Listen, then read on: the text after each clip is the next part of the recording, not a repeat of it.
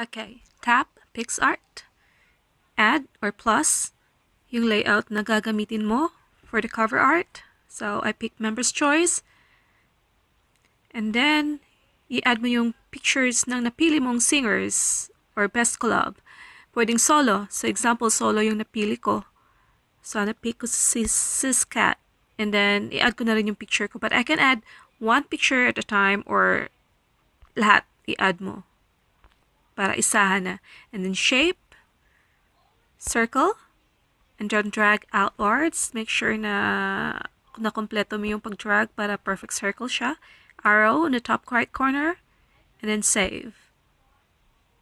Do the same with the other picture.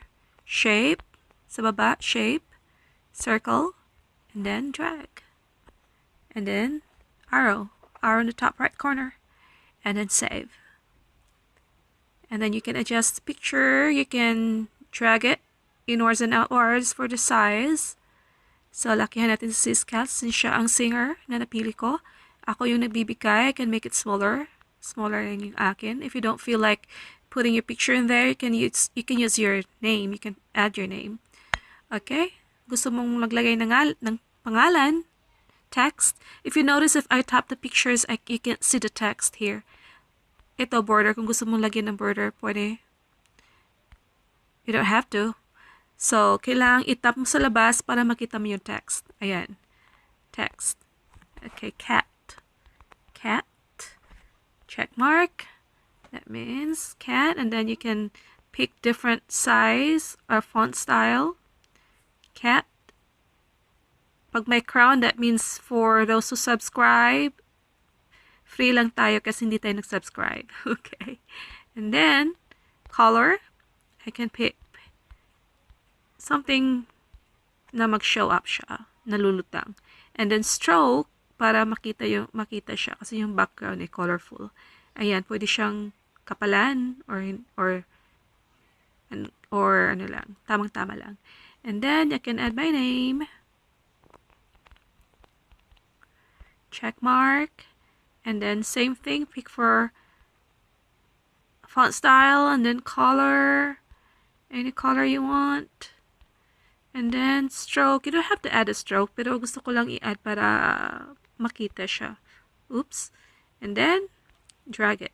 Kung saan mo gusto ilagay. Next, huwag kalimutan yung title. Yung title ng song. Gawin natin white. Okay, yung title ng song na kinanta ni Cat. Example, what's up? What's up? Okay, what's up? And then, lagyan ng kulay. White stroke. And then, adjust natin yung size. Lagi ko ilalagay sa taas para hindi siya matatabunan. Kasi pababa, mahirap i-adjust. Ayan. So, what's up? And then, pwede mo nang i-save. Arrow. Mag-save mo na, hindi mo na siya pwedeng ma-move once ma-save mo na. So, make sure na yan na. And then, check mark.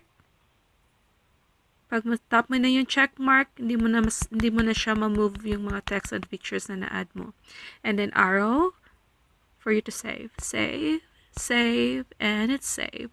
Gusto mong balikan, gusto mong i-add, mag-add ng mga stickers, pwedeng-pwede. Just hit back arrow and then add. Pero hindi mo na siya ma-edit kasi naka-save na siya.